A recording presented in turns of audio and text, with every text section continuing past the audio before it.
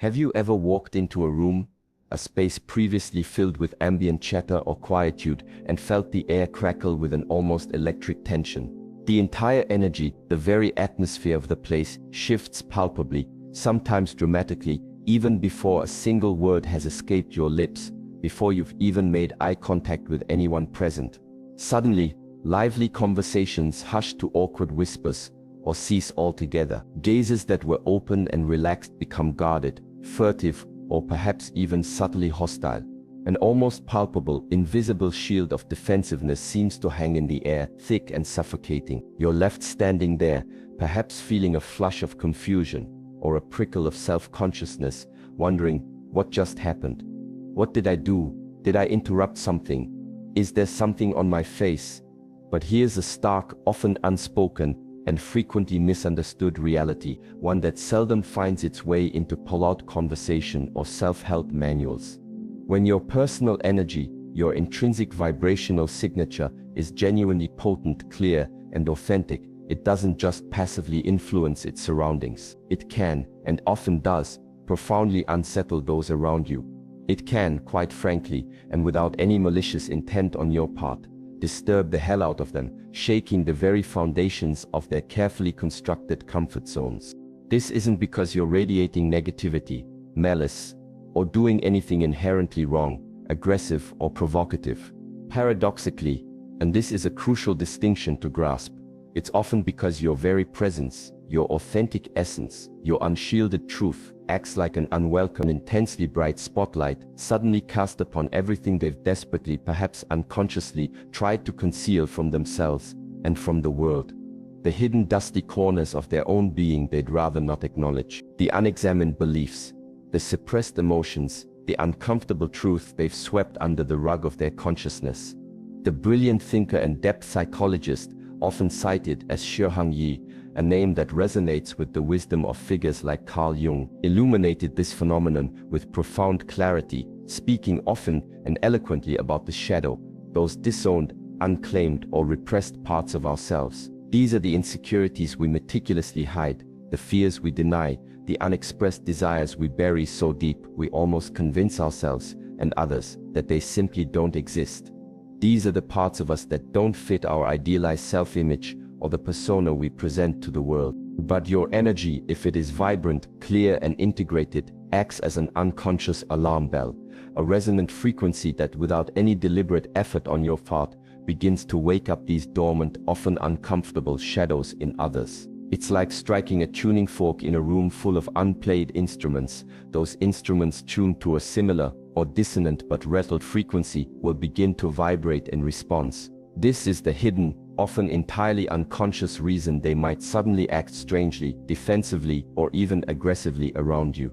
The awkward, prolonged silences where conversation once flowed, the defensive postures, crossed arms, averted gaze, tightened jaw, the passive-aggressive remarks, barbed with subtle sarcasm or veiled criticism, or those brittle fake smiles that barely conceal a deep-seated, inexplicable tension, a discomfort they can't quite name but feel acutely in your presence. Understand this with absolute, unwavering clarity. Their reaction is rarely, if ever, truly about you personally, about your character, your intentions, or your actions in that specific moment. It's a visceral, primal, often deeply unconscious response to what your authentic presence inadvertently, yet powerfully, triggers within them, within the unlit chambers of their own psyche. If you've ever been labeled too intense, too much, too sensitive, or intimidating, or if you've ever felt a strange gnawing guilt or a sense of being fundamentally wrong simply for existing, for being yourself, then lean in, listen closely, because until you grasp the profound dynamics of how to manage, shield, and consciously direct this powerful energetic signature of yours, you'll unconsciously, almost inevitably, continue to shrink yourself, to dim your light, to make others comfortable at the expense of your own vitality. A slow, quiet, tragic drain on your very life force, a self-imposed exile from your own brilliance. I'm not just going to explain why this perplexing and often painful phenomenon happens, though understanding the why is crucial for releasing self-blame. I'm going to unveil, with as much clarity and practical detail as possible, precisely how to safeguard your precious energy, how to erect invisible yet impenetrable boundaries, energetic shields that genuinely work, not as walls of isolation but as filters of discernment. And finally, how to cease being an unwitting sponge, constantly absorbing the emotional and psychic chaos of others, and instead become a conscious, sovereign, energetic being. By the time we're through this exploration, you'll understand not only why people react to you the way they do, often in ways that seem disproportionate or irrational, but more crucially, you'll possess the tools and the mindset to stop diminishing your authentic brilliance merely to soothe their unacknowledged insecurities or to navigate their unhealed wounds. You will learn to stand fully in your power, compassionately but unapologetically. Now, before we delve deeper into these intriguing and often life-altering energetic dynamics, let's clarify one absolutely critical, foundational point. What in the world, precisely and practically, do we actually mean by energy in this context? Because if we don't establish a clear, grounded, and relatable understanding right at the outset, this entire conversation risks being dismissed by the skeptical mind as mere woo-woo fluff. Some kind of vague, esoteric, New Age nonsense, untethered from reality. And let me assure you, with all sincerity, this exploration is far from it. We are venturing into realms that bridge profound psychology, particularly depth psychology and trauma-informed perspectives, with the emerging understandings of fundamental physics, neuroscience, and even ancient wisdom traditions that have spoken of these subtle forces for millennia. This is real, this is tangible, even if not always visible to the untrained eye or measurable by conventional instruments. When I speak of your energy, I'm not primarily referring to the aesthetic or ritualistic use of crystals, the burning of incense, or moonlit chants, though those practices can indeed be beautiful, meaningful, and even energetically potent for some individuals, as ways to focus intention or shift consciousness. Instead, I'm talking about the undeniable, palpable, and constantly radiating field that you carry with you, that emanates from your very being, much like heat from a fire or fragrance from a flower. It's what the insightful, perhaps metaphorical figure of Shi Heng Yi might describe in terms of vital force, akin to chi or prana, internal cultivation, or the radiance of the spirit. This isn't some vague, ill-defined aura that only gifted psychics can perceive. It's the tangible, cumulative manifestation of your thoughts, both conscious and unconscious, your dominant emotional states, your deeply held beliefs, your unhealed wounds, your level of self-awareness, your physical vitality, and your unconscious drives, all coalescing, intermingling, and vibrating together to create a distinct energetic charge, a unique personal atmosphere that surrounds you and extends beyond the physical confines of your body. And this charge, this personal, energetic atmosphere, isn't neatly contained within your skin like water in a bottle. It leaks, it expands, it broadcasts itself, silently but powerfully into the world around you, interacting with the energetic fields of other people, animals, plants, and even places. The wisdom attributed to Shi Heng Yi often speaks to how every individual navigates the world not just as a physical body, but as an energetic presence, a field of influence, constantly and often unconsciously interacting with and being affected by the fields of others. So when you're conversing with someone, you're not merely engaging with their spoken words, their facial expressions, their body language. You are on a much deeper, more subtle level, interfacing with their unconscious mind, their accumulated life experiences, their childhood wounds, both healed and unhealed, their hidden fears and anxieties, their unspoken desires and frustrations, the entirety of their inner energetic landscape. This is precisely why some individuals exude an instant, almost magnetic warmth and trustworthiness, drawing you in with an unspoken sense of safety and acceptance, while others, despite perhaps saying all the right things, just feel inexplicably off, creating a subtle but undeniable sense of unease, a desire to withdraw, or even a feeling of being energetically drained in their presence. Your subtle bodies are communicating, whether your conscious minds are aware of it or not. Now, let's fast forward from these more intuitive or traditional understandings to the insights of modern science, which are increasingly and fascinatingly beginning to echo these ancient sentiments. What does quantum physics, the most fundamental of our physical sciences, reveal. It echoes this concept of an interconnected, energetic reality with resounding, almost startling clarity. Everything at its most fundamental, subatomic level is energy, matter. The very stuff of our seemingly solid physical world is now understood to be condensed, vibrating energy, a temporary manifestation of underlying quantum fields. Thoughts, those seemingly intangible, ephemeral processes occurring in our minds, are not just abstract concepts, they generate measurable electromagnetic frequencies. They have an energetic signature. Emotions too are powerful forms of biochemical and bioenergetic energy, capable of profoundly influencing our physiology and radiating outwards. Your physical body is literally a dynamic, ever-changing symphony of trillions of vibrating atoms, cells, and energetic pathways, all in perpetual, intricate motion. And much like one tuning fork, when struck, can cause another nearby tuning fork tuned to the same or harmonic frequency to resonate, to vibrate in sympathy. Your internal state, the sum total of your thoughts, emotions, beliefs, and intentions, your overall vibration, palpably, measurably affects the people and even the environment around you, often without a single word being exchanged, without any conscious intention to influence. Think about it, from your own direct experience. Have you ever walked into a room where two people have just had a silent but intensely charged argument? They're not yelling anymore. Perhaps they're not even looking at each other. They might be pretending everything is fine. But you feel it, don't you? That palpable, almost suffocating tension, like static electricity in the air, a heaviness that makes you want to turn around and leave. That's not your imagination playing tricks on you. That's energy residue. That's the lingering vibratory signature of their anger, their resentment, their unspoken pain. Your nervous system, a highly sophisticated and exquisitely sensitive receiver of energetic information, detects that dissonance, that incoherence, without anyone needing to spell it out for you. Conversely, have you ever met someone whose mere presence, even before they speak, instantly made you feel calm, safe, and at ease, as if your whole body just let out a deep sigh of relief you didn't even know it was holding? That too is energy. You're unconsciously and often quite rapidly syncing up with their coherent, harmonious frequency, your nervous system mirroring their state of inner peace and coherence. Look into the field of neuroscience and you'll find concepts like mirror neurons, those remarkable brain cells that fire both when an animal acts and when the animal observes the same action performed by another. These neurons are considered the biological basis of empathy, imitation, social learning, and our profound innate capacity to feel and respond to the emotional and intentional states of others. Often bypassing conscious, analytical thought entirely, we are, at a fundamental neurological level, wired for connection, for resonance, for energetic exchange.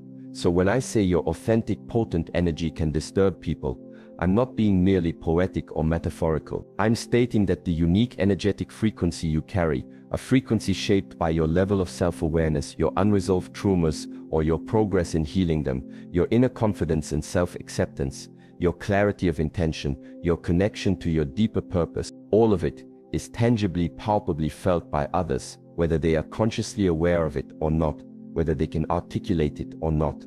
Shi Heng Yi, or thinkers in that vein, might emphasize that until you make the unconscious conscious, it will direct your life and you will call it fate. Now flip that. When someone else hasn't faced their own unconscious material, their own shadow, and you walk in fully present, embodied and radiating your integrated, authentic self, your energy becomes an unsolicited, often unwelcome mirror, and very often they deeply instinctively dislike or even fear what that clear reflection forces them to glimpse, however fleetingly, within the unacknowledged depths of themselves. So no, you're not just imagining it, you're not too much, or too sensitive in a pathological sense. You are, quite possibly, just finely tuned in to the subtle realities of energy and consciousness, and in a world where many are still spiritually asleep, emotionally numb, or actively avoiding their inner truths, that level of authentic attunement is rare enough, and potent enough, to rattle them to their core. Let's start with one of the most subtle, yet powerfully telling, and often confusing signs that your energy is making significant waves, rippling through the energetic fields of those around you. People feel inexplicably sometimes intensely nervous or awkward in your presence. Even when you haven't done a single overt thing to provoke such a reaction, you haven't raised your voice, uttered a controversial or critical word. Perhaps you've barely even spoken, or you've been nothing but polite and unassuming. Yet, you notice the shift, the subtle but undeniable change in their demeanor.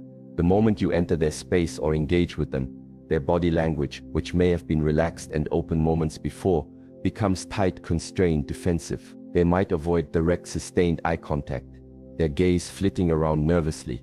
Their laughter, if any, sounds a little too forced, a little too high-pitched, a little too quick, lacking genuine mirth. Their hands might fidget restlessly, tapping fingers, wringing hands, playing with objects, betraying an inner agitation they are trying to conceal. You're sitting there, perhaps feeling calm and composed yourself, silently wondering, with a growing sense of bewilderment or even self-doubt, what on earth did I do? Why are they acting so strangely? The truth is, in most such instances, you likely did nothing overt, nothing wrong in the conventional sense. Your energy did the talking. Your very presence, your vibrational signature, spoke volumes before your words even had a chance. People who are navigating life largely disconnected from their own inner chaos, their unacknowledged pain, or their suppressed insecurities.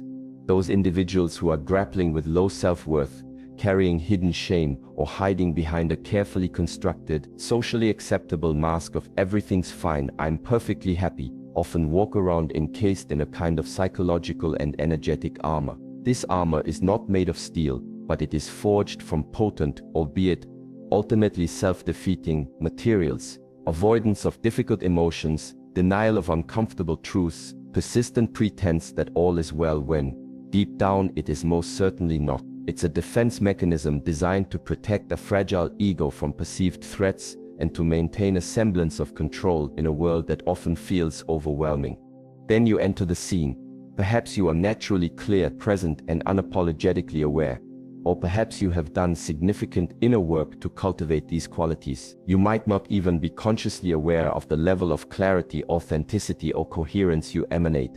It may simply be your natural state of being, but your very presence, your unshielded energy, carries a vibration of authenticity, of wholeness, of what you see is what you get.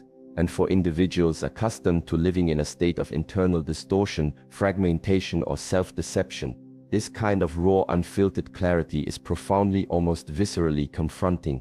It's like a sudden bright light shone into eyes that have become accustomed to dimness or darkness. This is where the psychological concept of projection, as discussed extensively in many psychological, spiritual, and philosophical traditions, from Freud and Jung to contemporary trauma theory, comes powerfully into play.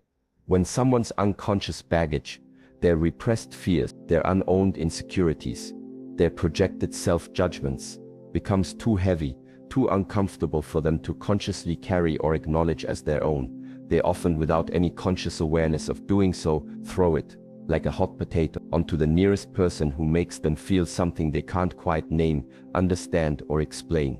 Suddenly, they are uncomfortable around you, not because you are being mean, critical, judgmental, or aggressive, but because your authentic presence is inadvertently, yet powerfully, tugging at the edges of their hidden shadow aspects, bringing those suppressed parts closer to the surface of their awareness, and their nervous system, their primal threat detection system, sensing this internal disturbance, this potential unveiling of what they have worked so hard to keep hidden, goes into a state of alarm, of low-grade panic. They don't know how to articulate this inner turmoil, this sudden sense of unease or exposure. They likely don't even recognize its source within themselves. So what do? They get awkward. They might laugh too loudly at your jokes, trying to diffuse the tension they feel. They might over-explain simple things, a sign of their own internal disquiet. Or they might fall into an unnerving, almost hostile silence, as if they've just seen a ghost, or as if you represent some unspoken threat. And you're left there, questioning yourself, wondering, am I being too intense? Am I too serious? Did I say something wrong? Maybe I should tone it down. No.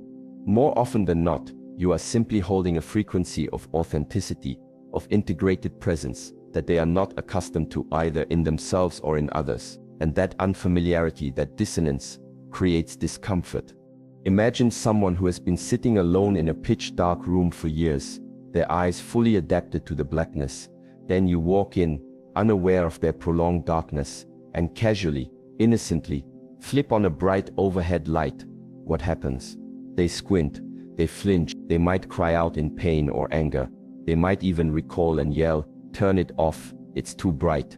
You're hurting me." Not because light in itself is inherently bad or harmful, but because their eyes have become so accustomed to the darkness, so unadapted to illumination, that the sudden influx of brightness is overwhelming, disorienting, even physically painful. In this scenario, your authentic energy, your clear presence is the light, and their reaction, the nervousness, the awkwardness, the defensiveness, is often a response to the unfamiliar and therefore unsettling sensation of truth, clarity, and unmasked presence. Neuroscience even offers some intriguing support for this dynamic. Our nervous systems are exquisitely, almost unbelievably, designed to pick up on micro-signals from others.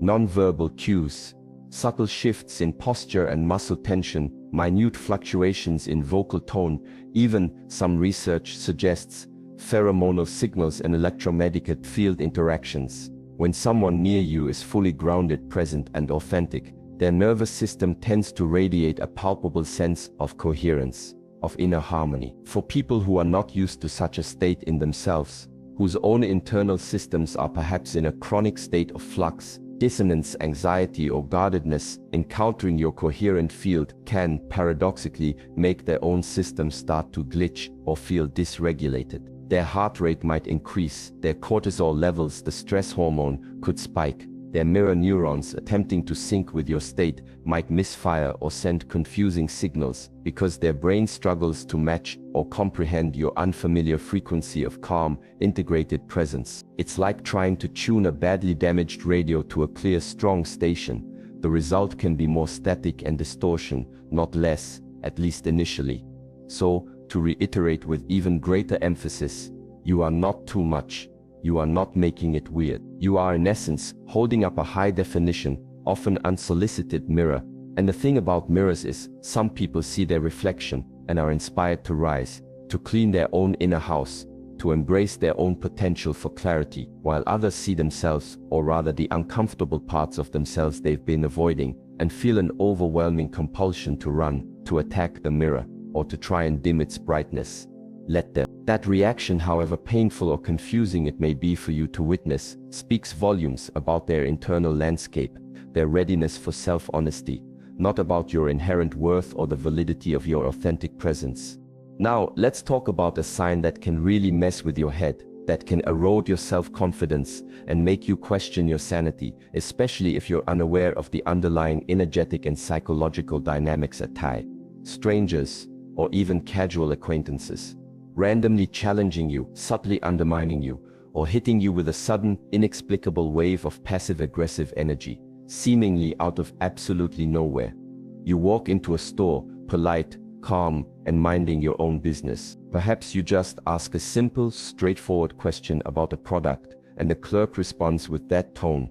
You know the one. It's dry, clipped, condescending, laced with just enough unspoken attitude, just enough subtle hostility to let you know they've got a problem with you, and it's clearly not about the price of milk or the location of the bread aisle. Or, consider being at work. In a meeting, you present an idea, confidently, clearly, perhaps even brilliantly, and almost immediately, someone in the room tries to one-up you, to pick apart your idea with unnecessary criticism, to subtly diminish your contribution, or to steer the conversation back to themselves. Not necessarily because your idea was genuinely flawed or because they have a better one, but because they felt the strength, the clarity, the self-possession in your presence, and their ego, their sense of status or control, couldn't quite handle it. It felt like a challenge, even if none was intended. What's really happening here, beneath the surface of these uncomfortable and often bewildering interactions? Your energy, your authentic presence, often without any conscious effort or intention on your part, signals strength, inner stability, self-possession, clarity of mind, and a certain undefendedness that comes from genuine self-acceptance. For certain individuals, particularly those carrying unaddressed insecurities, a fragile sense of self-worth, a need to control, or a history of feeling powerless, this can them feel by unconscious comparison, small, inadequate, threatened, or less than. It's crucial to understand, and this can be a game changer for your own peace of mind, that you haven't actively made them feel that way. Your presence, your way of being, merely and often inadvertently, highlights the insecurity, the lack, the fragility that they were already carrying within themselves, perhaps long before you even entered the room. It's like turning on a light in a messy room. The light doesn't create the mess, it just reveals it. So how do they react when faced with this uncomfortable internal dissonance, triggered by your presence? Often with a form of attack, a bid to reassert their perceived dominance, or to regain a sense of control, but rarely is it a direct, overt attack, especially if they pride themselves on being nice or professional. That would be too obvious, too vulnerable, too revealing of their own insecurity. Instead, they often resort to the more insidious, deniable, and frustrating tactics of passive aggression. Snide comments disguised as jokes, sarcastic jabs delivered with a smile, subtle attempts to undermine your credibility or qualifications, a condescending tone, a deliberate withholding of information or support, or pointed questions designed to make you doubt yourself or your intent. The interaction ceases to be a genuine conversation or a collaborative effort and becomes instead a subtle, often exhausting power game, a dance of egoic one-upmanship. Why? Because when someone's identity, their sense of self, is heavily invested in maintaining a particular external image, an image of being in control, of being the smartest person in the room, of being universally liked and approved of, or of appearing superior in some way, and you walk in with nothing to prove, simply being authentically yourself, radiating a quiet confidence that doesn't seek or need their validation. They feel the imbalance. They feel on a deep, often unconscious level, expose their ego, that part of the psyche tasked with maintaining a consistent, even if false sense of self, sensing a perceived threat to its dominance, or its carefully constructed facade, shifts into defense mode. Psychologically, this is often referred to as an ego threat or a status threat, a situation where a person perceives someone else as superior, more competent, or more authentic in a way that challenges their own self-image or their perceived social standing. Research in social psychology, such as a notable 2004 study from the University of Michigan by Bushman and Baumeister on threatened egotism, has found that individuals with more fragile, unstable, or inflated, but not genuinely high self-worth, are far more likely to react with aggression, derogation, or undermining behaviors when they feel their self-concept is challenged, especially by someone who isn't even consciously trying to trigger them, someone who is simply being themselves. So no, you're not imagining it. That weird, unwarranted tension from the waiter, that snarky out-of-the-blue comment from a coworker, the random person in a casual setting trying to assert dominance over you or put you in your place, it's often not random at all. It's an ego defense mechanism, a desperate attempt by a fragile ego to re-establish equilibrium, because deep down your grounded, authentic energy feels like a profound, albeit unspoken threat to someone who is still performing, still insecure beneath their carefully maintained facade. Think of it like two people standing before a large, clear mirror. One person has spent years, perhaps a lifetime, meticulously building themselves up externally, focusing on acquiring impressive looks, prestigious titles, a large number of social media followers, an impeccable reputation, all the external trappings of success and desirability. But internally, beneath the polished surface, they remain unsure, anxious, still desperately seeking external validation and approval to feel okay about themselves. The other person, perhaps you, shows up with a quiet, unassuming confidence, an embodied presence, not particularly concerned with chasing approval or impressing anyone, because you have cultivated, through inner work and self-acceptance, a relatively solid sense of who you are, independent of external accolades. When both stand before that same clear mirror, who do you think is going to feel more exposed, more vulnerable, more uncomfortable with what they see, or rather with the contrast they perceive? That's why they might come for you, not because you are arrogant, conceited, or intentionally provocative, but because your authentic, unpretentious existence inadvertently, yet powerfully, challenges their carefully constructed, often fragile illusion of control, competence, or superiority. And when someone hasn't cultivated genuine internal self-worth, their default, often unconscious, response to feeling threatened or diminished can be to try and pull you down, to criticize you, to undermine you, to find fault with you, in an attempt to bring you to a level where they feel safer, more comfortable, and less threatened by comparison.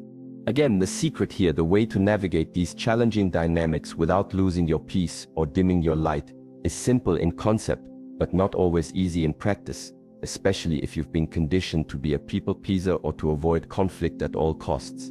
Don't bite, don't take the bait, don't get drawn into their ego's game, because that's precisely what their unconscious or sometimes conscious agenda wants: to equalize the perceived energetic imbalance by provoking a reaction from you, by pulling you down into the mud with them. Hold your scent, keep your energy clean, clear, and undisturbed. Their challenge, their passive aggression, their subtle undermining isn't truly an invitation to engage in battle. It's a test of your own internal stability, your own commitment to your truth. And often, the most powerful, disarming, and spiritually mature response is no aggressive response at all, or simply a calm, detached observation of their behavior, perhaps coupled with a compassionate, silent acknowledgement of their underlying insecurity. You didn't come to this interaction or to this life to play petty power games. You came to live in your truth, to shine your light. Let their ego wrestle with itself, with its own shadows and insecurities. You just keep rising, keep shining, keep being authentically you. This leads us to another fascinating and often deeply perplexing phenomenon that people with potent, authentic energy frequently experience. People are either intensely, almost magnetically drawn to you, or they are strongly, inexplicably repelled by you. There's rarely an in-between, a lukewarm indifference, a neutral, casual acquaintance. You've probably sensed this polarizing effect your entire life, but perhaps couldn't quite articulate why it happens.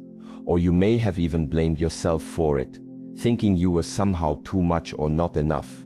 People either feel an almost insane, inexplicable, and immediate draw towards you, wanting to be near you, to talk to you, to connect with you on a deep level, or they can't seem to stand being in your vicinity, finding reasons to avoid you, criticize you, often behind your back, or subtly sabotage your efforts. They either open up to you within minutes of meeting you, sharing their deepest secrets, their vulnerabilities, their dreams, as if you're their long-lost soul guide or a trusted confidant they've known for years. Or they actively avoid you, become unusually quiet or guarded in your presence, criticize you subtly or overtly for no apparent reason, or even ghost you with surprising and often hurtful speed after an initial interaction. Does this pattern of intense attraction or equally intense repulsion sound familiar? If so, you are not alone, and there is a profound energetic reason for it. Here's the underlying dynamic. Your energy, especially if it's clear, strong, and authentic, doesn't just passively sit in the background like neutral wallpaper. It actively, dynamically demands alignment from those who come into contact with it. People feel it on a profound, often subconscious, cellular level, even if they can't consciously articulate what it is they are feeling. And here's the kicker, the pivotal point. Your authentic energy unconsciously, almost automatically, forces people to make an internal choice, a vibrational decision. It's as if your mere presence, your way of being, flips an internal switch within them, prompting the silent, often unacknowledged question: am I willing right now, in this moment, to face myself? Am I willing to be real? Am I ready to drop my masks, my defenses, my pretenses, and meet this authentic presence with my own authenticity, however imperfect or vulnerable that may feel? If their answer, even on a deep subconscious soul level, is yes, or even a tentative maybe, they lean in often with remarkable speed and openness. They feel drawn to you, they open up, they trust you, sometimes with astonishing readiness. They feel an inexplicable sense of safety, recognition, and perhaps even relief in your presence. This isn't because you're being overly nice, charming, or performatively engaging. It's because your authentic energetic frequency, your clear vibrational signature, resonates like home, like a familiar and longed-for melody, to the part of them, their own authentic self, their soul that has been starved of genuine connection, unmasked truth, and unconditional acceptance. perhaps for a very long time. However, if their internal answer, their subconscious vibrational response to your authenticity is no, or not right now, or this is too uncomfortable, they bail, they retreat. They might become suddenly judgmental, critical, or dismissive of you, finding fault with your words, your appearance, your very way of being. They might become unusually quiet, withdrawn, or emotionally cold and distant, creating an invisible wall between you. This is often because something about your clarity, your undefendedness, your authentic power, makes them feel uncomfortably seen, exposed in ways they are not ready to handle. And that sensation of being truly seen, stripped of their usual defenses, terrifies the parts of them, their ego, their shadow, their unhealed wounds, that prefer to remain hidden, protected, in control. The psychological and energetic mechanism at play here is largely about emotional resonance and vibrational alignment, or lack thereof. We are, as human beings, naturally wired to unconsciously sync with, or attune to, the emotional and energetic frequencies of those around us. Those mirror neurons we discussed earlier are constantly at work, subtly influencing our own internal states. But when someone is carrying a heavy load of unresolved trauma, living a life that feels deeply inauthentic to their soul, or clinging desperately to a false, carefully constructed persona, and you show up in their field, aligned, integrated, relatively clear, and fully present in your authentic self, their internal system often can't sync with yours smoothly or comfortably. There's a clash, a dissonance, an energetic mismatch. It's not that they consciously hate you or wish you ill, though their ego might certainly try to convince them of that to justify their discomfort. Rather, they often unconsciously hate how they feel around you, because your authentic energy, your clear vibration, inadvertently yet powerfully highlights the internal inconsistencies, the self-deceptions, the unhealed pain that they are desperately, and often unsuccessfully, trying to ignore, suppress, or manage. Think of it like tuning forks again. When two tuning forks are tuned to the same musical key, striking one will cause the other to vibrate sympathetically, in beautiful harmonious resonance. That's energetic connection, rapport, a sense of clicking with someone. But if one tuning fork is significantly out of tune, damaged, or made of a different material, it will either vibrate chaotically, producing a jarring, unpleasant sound in response to the clear tone, or it will not resonate much at all, creating a sense of deadness, discord, or disconnection. That's energetic repulsion or dissonance. It's rarely personal in the way our egos tend to interpret it. It's fundamentally about resonance, about vibrational compatibility or incompatibility. So, when people are drawn to you with an almost magnetic, irresistible pull, trusting you with their deepest stories, their vulnerabilities, their dreams, as if they've known you forever, even if you've just met, trust that they are, on some level, responding to your authentic frequency with the most truthful, open, and seeking part of themselves. They are recognizing something in you that they long for in themselves. And conversely, when people reject you, distance themselves, criticize you unfairly, or act strangely and defensively around you without any discernible logical cause, try, as hard as it may be, not to internalize it as a definitive reflection of your worth, your character, or your lovability. They are not, in most cases, rejecting you as a person.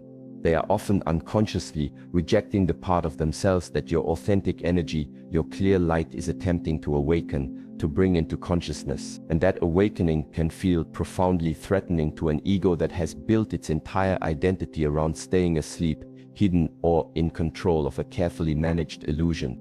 For instance, you might meet someone at a social gathering or a professional event, barely exchange more than a few polite pleasantries, make no particular effort to impress or connect, and yet, within minutes, they are confiding in you about their entire life story, their childhood wounds, their current struggles, their deepest insecurities, their most cherished but unvoiced dreams, things they might not have even told their closest friends or family. This isn't because you asked the right probing questions or employed some clever therapeutic technique.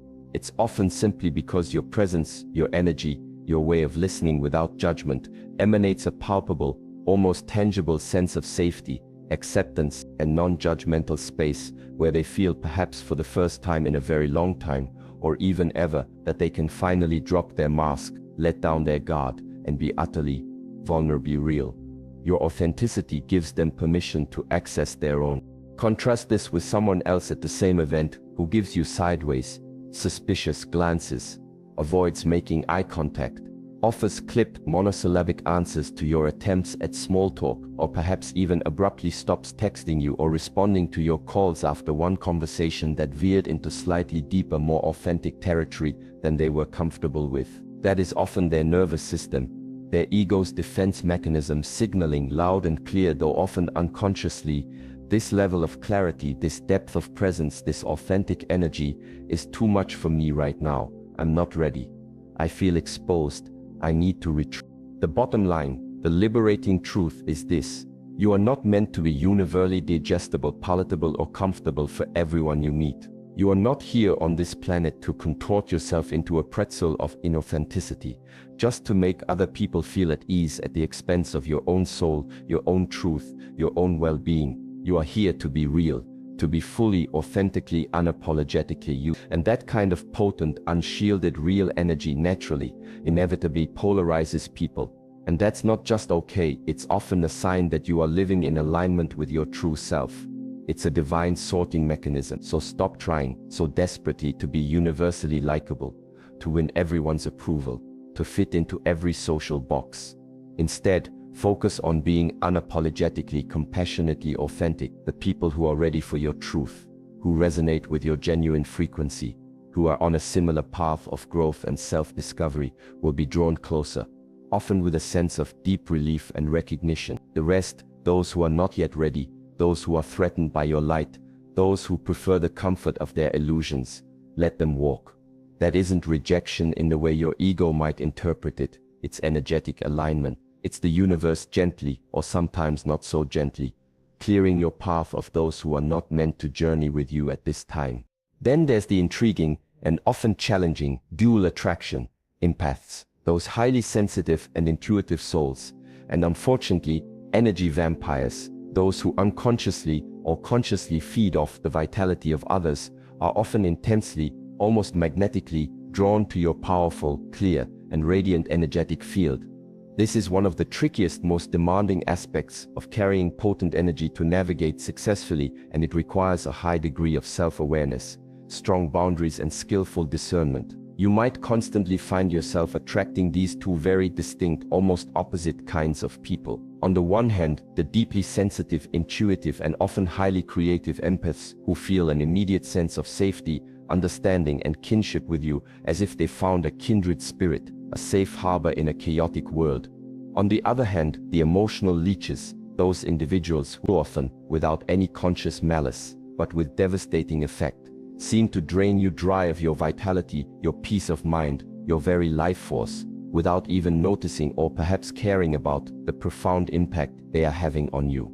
Does this dynamic ring painfully true? Perhaps you've wondered, with a mixture of confusion and frustration, why do people always seem to open up to me with such overwhelming intensity, dumping all their problems on me? Or why do I feel so utterly exhausted, depleted, and sometimes even physically ill after spending time with certain people, even if we didn't discuss anything particularly heavy or contentious? Let me break down the energetic mechanics of this common and often debilitating pattern. When your personal energy is strong, grounded, clear, and coherent, it becomes in essence like a well-charged, high-capacity battery, radiating a consistent and inviting field of vitality. And guess what? Batteries, by their very nature, attract things that need power, things that are running on empty, things that are seeking a charge. The first type, the true empaths, are generally not the primary problem, although even interactions with other highly sensitive individuals can be intense if boundaries aren't clear. They are often drawn to your clarity, your stillness, the harmonious coherence of your energy, because it feels resonant and validating to their own sensitive nature. Your frequency, if it's stable and positive, can offer their often overstimulated, easily overwhelmed nervous systems a much-needed respite, a place of energetic sanctuary. It feels good and restorative for them to be around you because they sense they don't have to perform, pretend, or guard themselves. They feel seen, understood, and accepted at a deep energetic level, and they can simply be, which is a rare and precious gift for a true empath in a largely insensitive world. These connections are often mutually nourishing and uplifting, based on genuine resonance and respect. However, the second type, the energy vampires, a somewhat dramatic but often accurate term, is where the significant danger and depletion lie. These are often individuals who haven't learned how to effectively regulate their own emotions, who haven't developed healthy coping mechanisms for stress or distress, who haven't done the necessary inner work to heal their own wounds and source their own energy from within. But they instinctively, like a heat-seeking missile, crave the relief, the stability, the vitality, the sense of wholeness that your authentic, well-maintained energy provides. They can, often unconsciously, mistake your presence, your light, your peace, for their peace, their solution. And when they find you, a beacon of clarity and strength in their often chaotic inner world, they may cling on tightly, desperately, not necessarily because they genuinely respect or value your energy as a sovereign being, but because they want to feed off it, to use it to soothe their own internal disquiet, to fill their own emptiness, to regulate their own dysregulated nervous systems. This isn't just spiritual dramatics or New Age hyperbole, it's rooted in observable psychological and even physiological mechanics. In psychotherapy and attachment theory, there's a well-established concept known as emotional co-regulation. This refers to the process by which individuals, especially in close relationships, help to regulate each other's emotional states through their presence, their responses, their attunement. While healthy co-regulation is essential for development and well-being, particularly in childhood, it can become problematic in adult relationships if one person consistently relies on another to manage their emotions for them, without developing their own capacity for self-regulation. People with dysregulated emotional systems, particularly those with anxious, preoccupied, or disorganized attachment styles stemming from early life experiences, often unconsciously attach themselves to individuals who feel emotionally safe, stable, and grounded. They seek to use the other person's calmness, their centeredness, their coherent energy, to help regulate their own internal chaos, their anxiety, their emotional storms.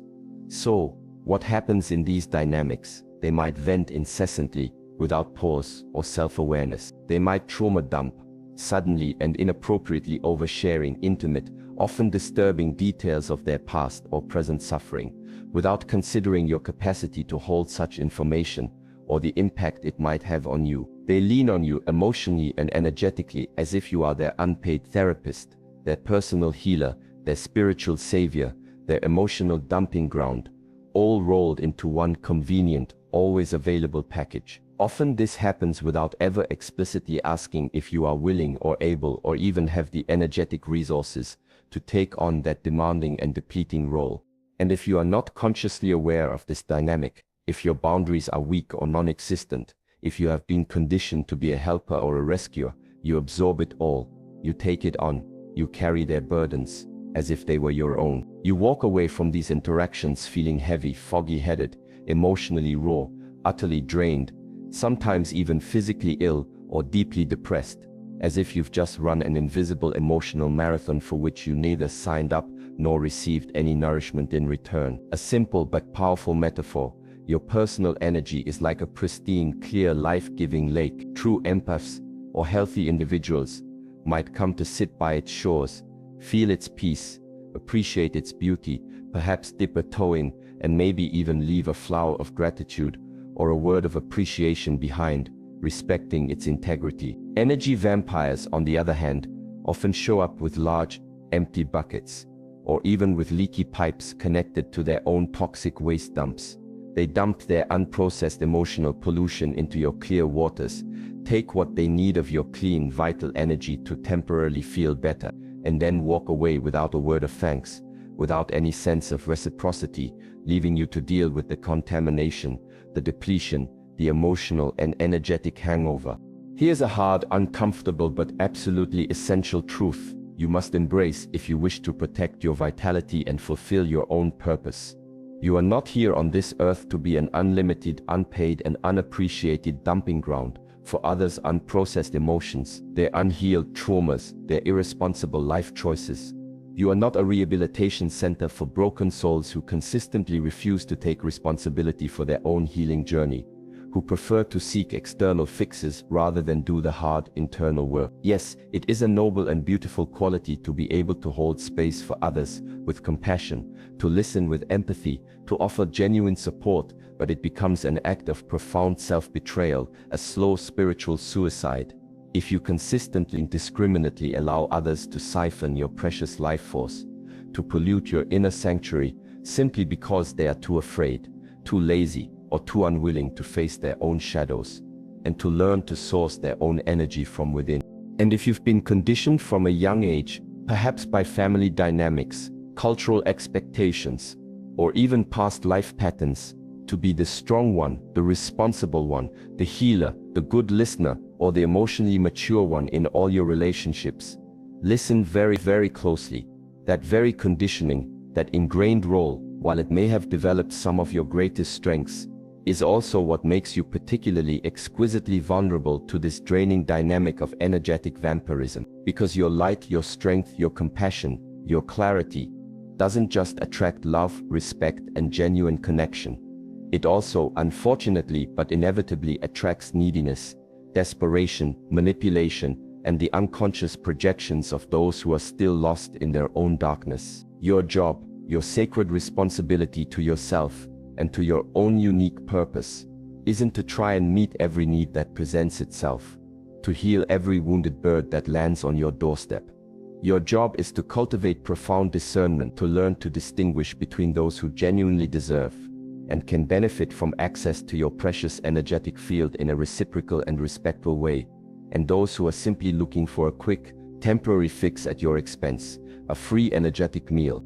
So, the next time someone unloads on you out of the blue with a torrent of negativity, or you walk away from a seemingly casual conversation feeling emotionally wrecked, depleted, or strangely anxious, don't immediately blame others, question your sensitivity, or assume you did something wrong. Pause, reflect, recognize the pattern, name it for what it often is: an energetic drain, an inappropriate boundary violation, an instance of someone else projecting their stuff onto you. And then, consciously, courageously, and without guilt, choose to step back, to disengage, to protect your space, to cleanse your field. True power isn't just the ability to lift others up, to heal, to inspire. It is also, and perhaps more fundamentally, the wisdom to know when to say, with quiet, unshakable firmness, "This is not mine to carry. This is not my responsibility to fix.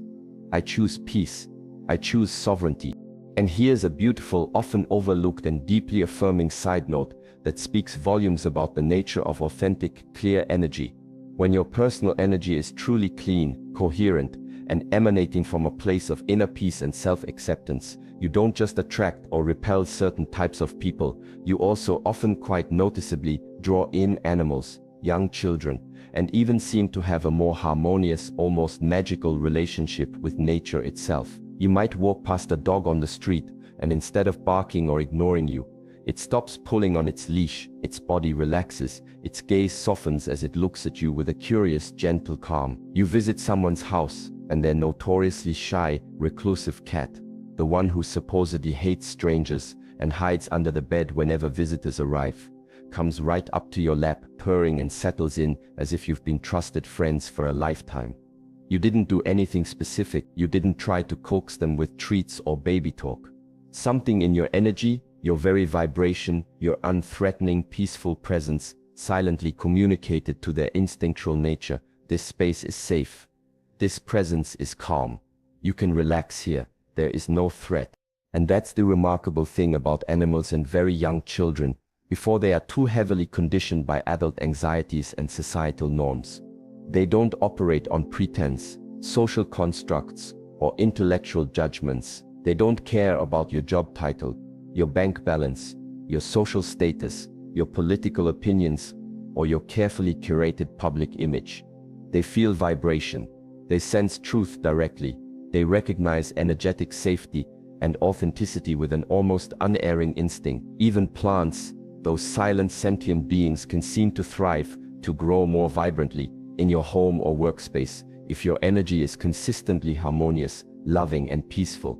They respond to frequency, to presence, to the quality of attention you give them. You might not even consider yourself to have a green thumb, but somehow your living space becomes a vibrant, flourishing jungle, a testament to the life-affirming quality of your energetic field. This isn't random chance or mere coincidence. It's resonance. It's the fundamental interconnectedness of all life responding to a clear, coherent and life-affirming frequency. There was a famous, albeit sometimes controversial, series of experiments conducted in the mid-20th century by Cleve Baxter, a polygraph expert, where he connected plants to lie detector equipment and reported finding that they responded measurably to human emotion, to unspoken thoughts, to intentions of harm or care, even from a distance. Whether or not you subscribe to every detail or interpretation of Baxter's primary perception studies, the underlying principle holds a certain deep, intuitive truth that resonates with ancient animistic worldviews and modern quantum understandings. Life recognizes and responds to life. Consciousness interacts with consciousness. Energy affects energy. And when your personal energy is clean, clear, and unburdened by excessive internal tension, unresolved negativity, resentment, or chaotic noise, life in its purest, most innocent, and most instinctual forms tends to lean towards you, to be drawn to your light, to find solace and safety in your presence. So, if you've ever wondered why animals and babies seem to just love you, or why you feel more profoundly at peace, more yourself, more connected when you are immersed in the beauty and tranquility of nature than you often do around other people, it's because nature, instinct, and innocence all recognize and resonate deeply with unadulterated truth, with authentic presence, with harmonious energy. And truth, in its most unadulterated, undefended form, is precisely what you radiate when your personal energetic field is balanced, clear, and aligned with your soul. This brings us to another crucial and often socially challenging sign of a potent and authentic energetic presence.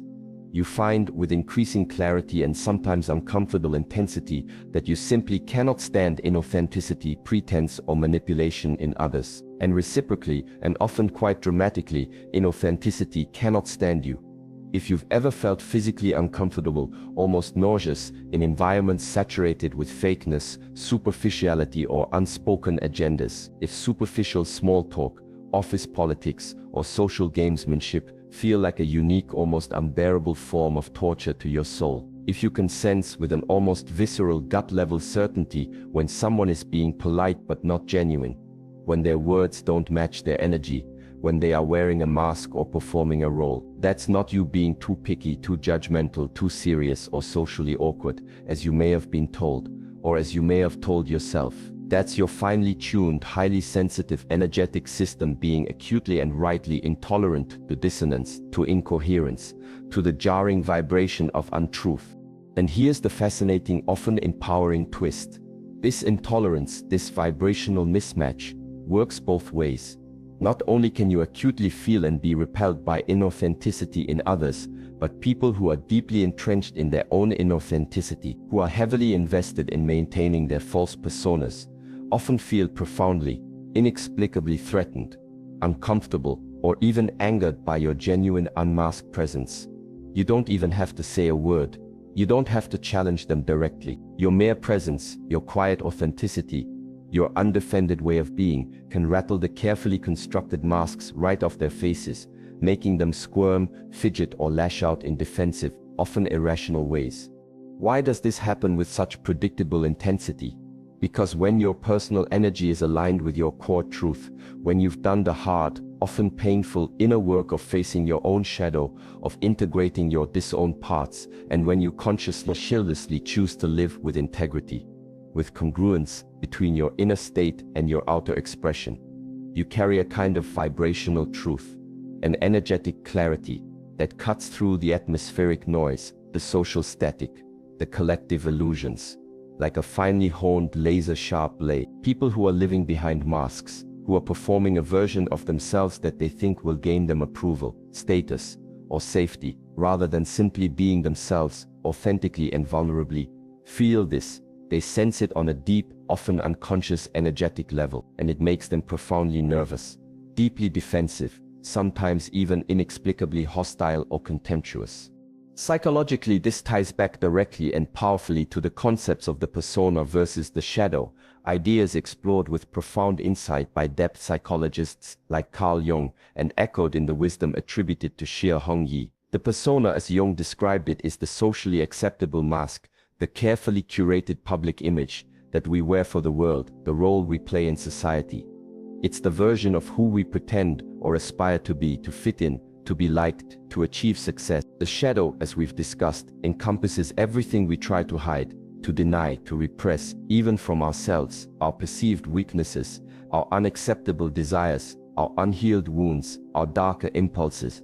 When you show up authentically, grounded in your integrated self, with no particular agenda to impress anyone, no need to perform or seek validation, you inadvertently, yet powerfully, trigger the potential collapse, or at least the uncomfortable exposure, of that false persona in others. It's as if you shine an unavoidable high-intensity spotlight on everything they've diligently, desperately tried to keep buried, hidden, and unacknowledged, and they instinctively recoil, not necessarily from you, but from what they are suddenly, uncomfortably forced to glimpse, or at least feel, within themselves. Consider a common real-life example. You're in a group conversation, perhaps at a party, a family gathering, or a work meeting, where everyone is laughing a bit too loudly, exchanging superficial pleasantries, engaging in performative agreement, essentially skating precariously on the thin ice of surface-level interaction, avoiding any real depth or vulnerability. You perhaps either remain quiet, observing the dynamics with your usual clarity, or maybe you drop one single simple real sentence into the mix. Nothing dramatic, nothing intentionally confrontational, nothing judgmental. Just a simple, unvarnished truth, an authentic observation, a genuine question that cuts through the fluff. Suddenly, the entire energy in the group shifts, almost palpably. Some people might fall uncomfortably silent, avoiding eye contact. Others might shift uneasily in their seats, their smiles becoming strained, and a few might even display subtle or not so subtle signs of annoyance, irritation, or even outright hostility towards you. Why? Because you didn't play the game, you didn't feed the collective illusion. You brought an element of unadulterated real into a room, into a dynamic that was comfortably, perhaps unconsciously, coasting on fake. And genuine, unvarnished realness is inherently profoundly disruptive to artificiality, to pretense, to illusion. Here's another metaphor that might illuminate this dynamic. Imagine everyone is attending an elaborate formal costume party. Each person has spent a great deal of time and effort selecting and donning their costume, diligently playing a role, pretending to be someone or something they are not. A king, a queen, a superhero, a villain, a jester. The entire social interaction is based on maintaining these chosen illusions. Then you walk into the party, perhaps a little late, wearing no mask, no costume, just your ordinary clothes. Just being unapologetically yourself. Some people at the party, those who are perhaps tired of their own costumes or secretly longing for more authenticity, might feel a sense of profound relief, a silent finally, someone being real, and be drawn to you. But others, those who are heavily invested in their roles, those whose entire sense of identity or safety is tied to their masks, they panic because your simple, unadorned authenticity starkly, painfully exposes their elaborate costumes for what they truly are. Cover-ups, performances, attempts to hide their true, perhaps vulnerable selves. This isn't just about social dynamics or psychological comfort levels. It's a reflection of a fundamental energetic law. Truth and illusion cannot coexist peacefully or comfortably in the same space for long. One will inevitably challenge, expose, or displace the other. And when your personal energy is deeply, consistently rooted in truth, in authenticity, in integrity, it will naturally, powerfully repel or be repelled by anything built on performance, manipulation, deceit, or the shallow, desperate pursuit of external approval. So, if people sometimes tell you that you're too intense, too serious, or too deep, or if they inexplicably ghost you after one conversation that dared to go deeper than superficial, surface-level chatter, please try to understand and internalize this. They are not, in most cases, rejecting you, your essential being, your inherent worth. They are often consciously or unconsciously rejecting the uncomfortable, unfamiliar, and perhaps even terrifying feeling of being truly seen, of having their own masks, and defenses momentarily pierced or threatened by your authentic presence. Perhaps they are rejecting this encounter before they are ready or willing to truly see themselves. That is their journey, their process, their timing, not yours to fix, not yours to control, and certainly not yours to internalize as a reflection of your own inadequacy or too muchness. You are not difficult. You are, quite possibly, just remarkably, refreshingly, and sometimes unsettlingly clear. And clarity, by its very nature, always, inevitably disrupts confusion, challenges illusion, and discomforts the comfortably numb. So please stop shrinking yourself, stop dimming your light, stop apologizing for your depth, merely to make inauthentic people or people not yet ready for their own truth feel more comfortable in their self-imposed shadows. Your authenticity isn't the problem. It's a powerful, essential part of the solution, even if it burns a few masks, shatters a few illusions, and ruffles a few feathers along the way. Now let's rip the cover off the real, often hidden engine driving so many of these perplexing and painful interpersonal repetitions. Why can your very presence, your quiet, unassuming being, rattle some people to their absolute core, triggering disproportionate responses, even when you are being calm, kind, respectful, and utterly unobtrusive? It's because your energy, particularly if it is clear, integrated, and carries a high degree of self-awareness, doesn't just passively enter a room or an interaction. It actively, often unconsciously from your perspective, but powerfully from theirs, activates people's shadows. If you don't fully grasp the profound implications of what this means, consider again the profound insight often attributed to wisdom figures like Shi Heng Yi, or more classically Carl Jung, who extensively developed the concept. Everyone carries a shadow, and the less it is embodied in the individual's conscious life, the blacker and denser it is. In plain, everyday English, this means that every single human being, without exception, has a dark side, though dark here doesn't necessarily mean evil, but rather unlit, unacknowledged, unconscious. It's a collection of aspects of themselves that they hide, suppress, deny, or project onto others.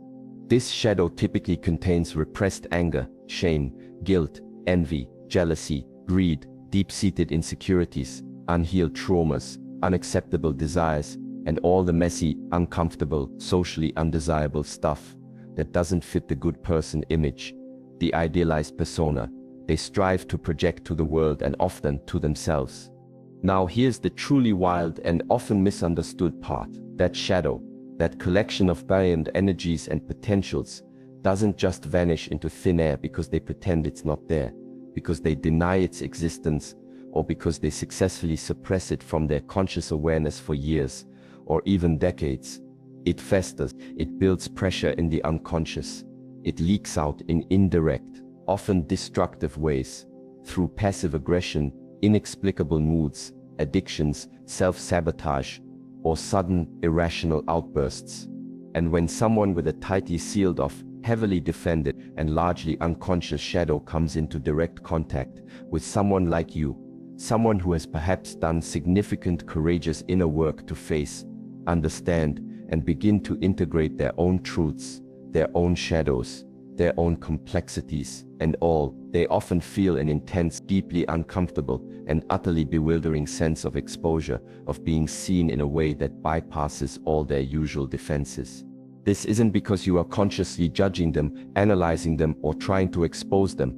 You are likely far too busy managing your own inner world, tending to your own garden to be overly concerned with theirs. It's because your integrated energy, your authentic presence, acts as an unconscious catalyst, a vibrational trigger, activating the very parts of themselves that they have been desperately, and often successfully, trying to outrun, to deny, or to keep locked away in the psychic basement. And that is precisely when the defense mechanism of projection kicks into high gear, often with startling speed and intensity. Projection, as understood in depth psychology, is the unconscious mind's ingenious, albeit ultimately unhelpful, defense mechanism for dealing with intolerable internal states. Instead of facing their own internal darkness, their own uncomfortable feelings, their own disowned traits, people unconsciously project them, like a movie projector casting an image onto a blank screen, onto you. Suddenly in their eyes, you are the one who is too intense, reflecting their own suppressed intensity.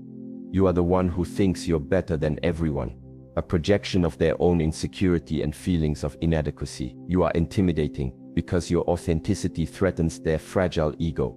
You are judgmental because your clarity forces them to confront their own self-judgment. None of these accusations, these labels, these feelings they attribute to you are actually objectively about you. It is their own shadow talking to itself, using you as a convenient externalized screen onto which to project its disowned, uncomfortable contents. It's as if you become the unwilling human embodiment of a mirror they didn't ask to look into, but now, having caught an unexpected, unwelcome glimpse of their own reflection, they can't unsee it and they desperately want to blame the mirror or even try to break it, rather than own the reflection. For instance, imagine someone has deeply suppressed, unacknowledged envy. They consciously tell themselves and others that they are generous, supportive, happy for others' success, and completely selfless. But deep down, beneath the surface of their carefully constructed persona, they harbor a gnawing insecurity, a painful sense of lack, and a bitter, resentful jealousy towards those who seem to possess what they desire but feel unable or unwilling to achieve for themselves. Then you walk into their life. Perhaps you are a new colleague, a friend of a friend, or even just someone they observe from a distance, and you are comfortable in your own skin, owning your space, radiating a quiet confidence that doesn't seek or need external validation, perhaps even achieving success or happiness in areas where they feel deficient. This can trigger them intensely, on a deep unconscious level. Suddenly, they might feel an irrational, inexplicable dislike for you, a visceral aversion, but because they cannot or will not consciously acknowledge their own painful envy, as that would shatter their self-image as a good and generous person, their ego invents other reasons, other justifications for their negative feelings towards you. She's so fake, so performative, he's so full of himself, so arrogant, they just think they're better than everyone else. There's just something about them I don't trust. The uncomfortable, unacknowledged truth, in many such cases, is that their projection is talking, their shadow is reacting, their unhealed wound is aching in the presence of your light. And here's another critical insight into this dynamic. The more unconscious a person is, the more disconnected they are from their own inner world, the more aggressively, defensively, and irrationally their projections can manifest. Your authentic energy, your integrated presence, becomes a perceived threat not because of anything you do, but because of what your very being, your way of existing in the world, unconsciously represents to them. Wholeness, integration, self-acceptance, truth, and authentic truth, by its very nature, always inevitably threatens illusion, challenges pretense, and discomforts the ego that is invested in maintaining that illusion. This is why so many genuinely powerful, authentic, and spiritually aligned individuals throughout history, and in our own times, are frequently misunderstood, misinterpreted, criticized, ostracized, or even attacked. It's often not because they are inherently flawed, arrogant, or wrong, though of course no one is perfect. It's because they reflect back to others, with uncomfortable clarity, the very things those individuals are most terrified to see, to feel, and to acknowledge within themselves. So, if you have spent years, perhaps a lifetime, wondering why people seem to flip on you out of nowhere, why you might experience intense, beautiful connection one minute and inexplicable, painful rejection or hostility the next, this dynamic of shadow activation and projection is a core fundamental reason. Your light, your authenticity, your integrated presence, unintentionally but powerfully triggers their unacknowledged, unhealed shadow. And until they are ready and willing to do their own courageous inner work, to turn inward and compassionately deal with that shadow material themselves, they will likely continue to mistake their own internal pain, their own projected darkness, for your problem, your fault, your bad energy. But now that you can begin to see this pattern, to understand its underlying mechanics, here is the immense gift, the profound liberation. You no longer have to take it personally. You no longer have to internalize their projections as truth about yourself. You can stop shrinking, stop apologizing, stop dimming your precious hard-won light just to keep other people from feeling uncomfortable in the unavoidable glare of their own unacknowledged, unintegrated truths. Because ultimately, triggering someone's shadow, while undeniably uncomfortable for both parties, is not an act of cruelty or aggression on your part. It is, in essence, an encounter with truth, an invitation to awareness. And sometimes, truth, even when it arrives in an unwelcome package, is the only thing loud enough, persistent enough, and loving enough, in a cosmic sense, to wake the unconscious, to shatter the illusions, and to initiate the difficult but necessary journey towards wholeness. But what happens? What is the real tangible cost when you don't actively, consciously, and consistently protect this powerful, sensitive, and often targeted energy of yours? Let's talk about the profound, often devastating price you pay. And I'm not just talking about feeling a bit tired at the end of the day or needing an extra cup of coffee to get through a difficult meeting. I'm referring to a deep, soul-level emotional burnout, a confusing and debilitating erosion of your own authentic identity, a spiritual depletion so profound that no amount of sleep, no vacation, no superficial self-care ritual can seem to truly fix it or restore your vitality. If you are someone whose innate energy is naturally strong, deep, clear, and magnetic, and you haven't yet learned or consistently practiced how to consciously guard it, how to maintain your energetic sovereignty, you become, often without realizing it until it's too late, an unwilling magnet for everyone else's chaos, their unprocessed emotions, their psychic debris, their energetic pollution. And over time, that constantly absorbed, uncleared chaos starts to feel indistinguishably, terrifyingly, like your own. You lose the ability to tell where they end and you begin.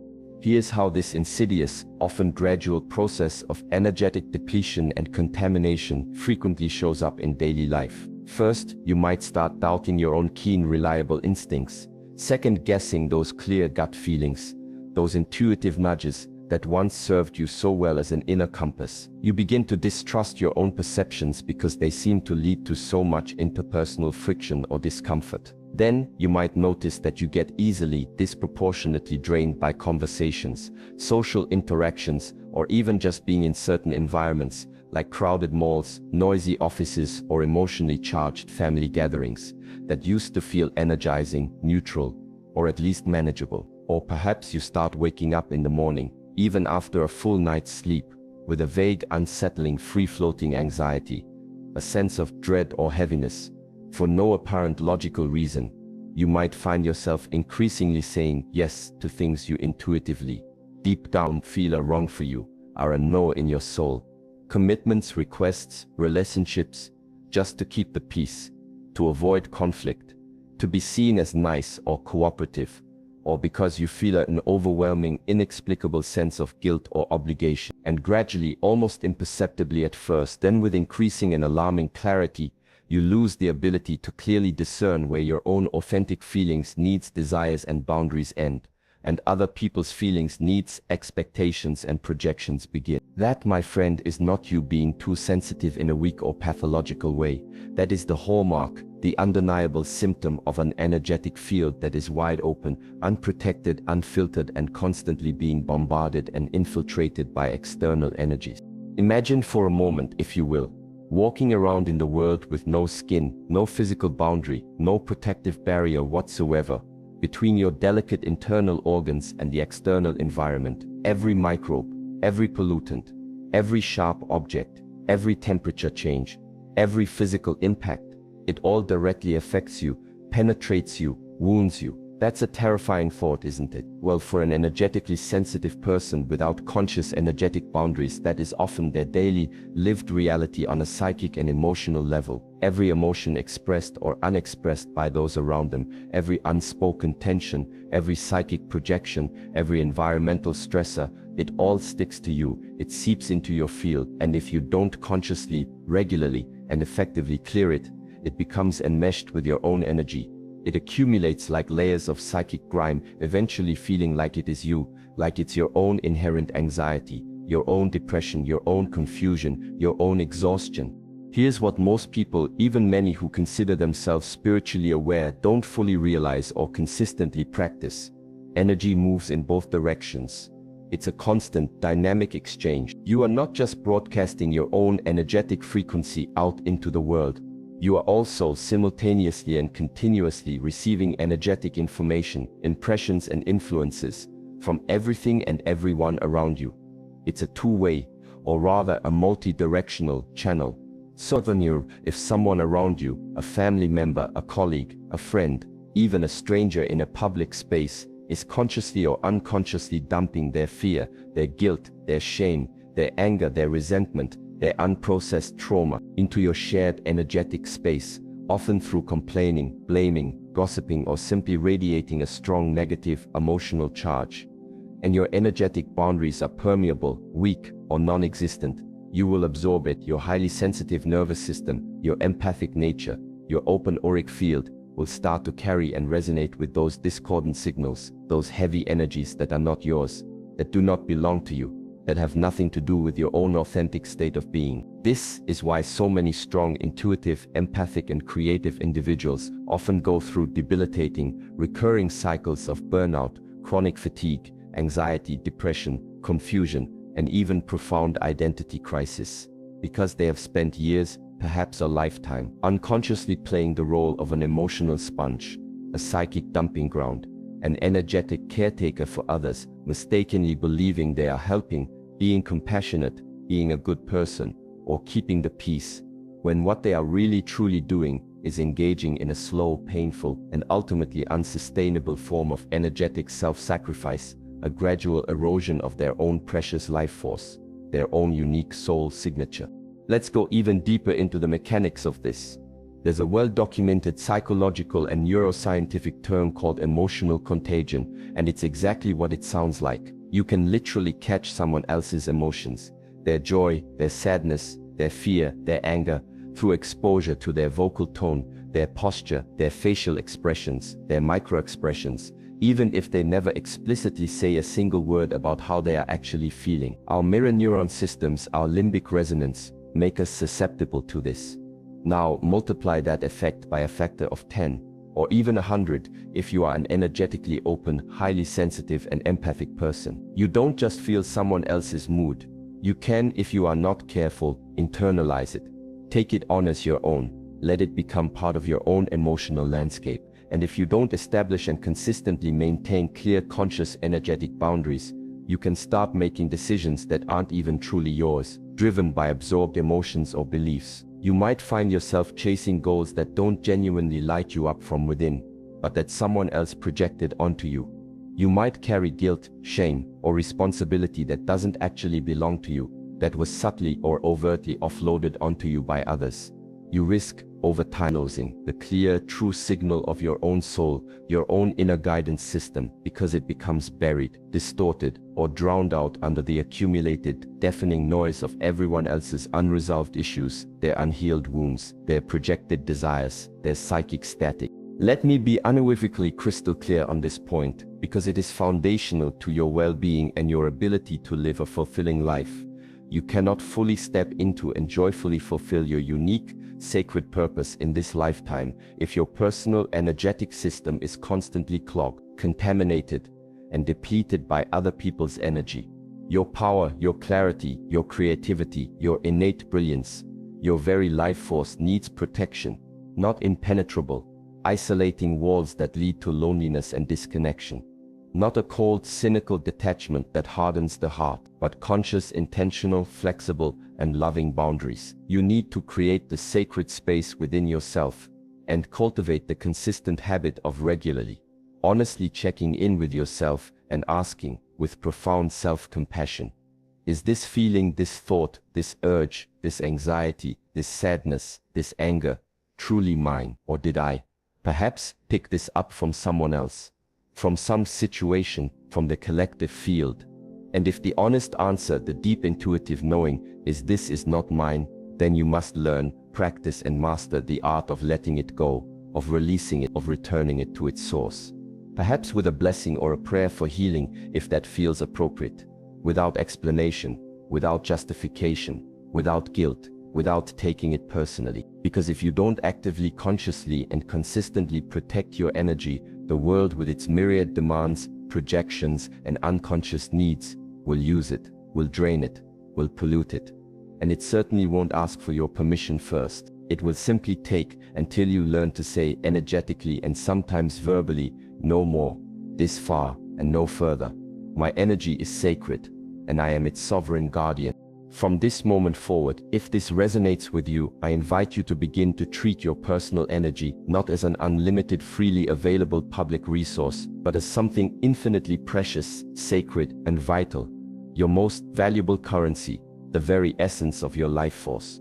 And trust, with a deep and quiet knowing, that the people who genuinely deserve access to it, those who will honor it, respect it, and perhaps even enhance it through reciprocal, life-affirming exchange, will intuitively know how to do so, will naturally align with your boundaries, and will never make you feel guilty or defensive for protecting your sacred inner space. So how do you actually set these crucial life-preserving energetic boundaries without becoming cold, distant, unapproachable, or perceived as selfish in a world that often confuses porousness with kindness? Let's get something straight right away, because this is a common misconception that holds many sensitive people hostage.